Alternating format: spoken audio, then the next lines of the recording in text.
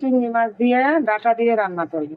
এতে প্যান দিতেছি, এখন পেঁয়াজ ভাজবো। দিয়েছি, এখন চিংড়ি মাছটা দিয়ে দেবো।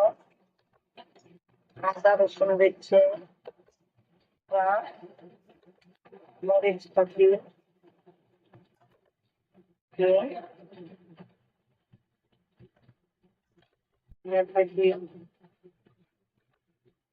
এখন মশলাটা কষাচ্ছি। এখন আমি চিংড়ি মাছটা দিয়ে দিচ্ছি। চিংড়ি মাছটা কষানো হয়ে গিয়েছে বন্ধুরা, এখন আমি ডাঁটাটি ঢেলে দিচ্ছি। এখন আমি লাড়া দিয়ে পানি দিয়ে দিচ্ছি।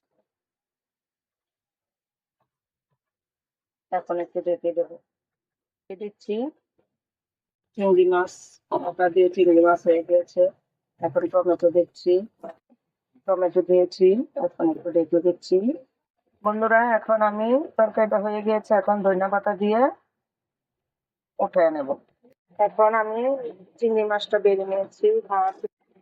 বন্ধুরা আমার রান্নাটা ভালো লাগলে একটা সাবস্ক্রাইব করে দিন।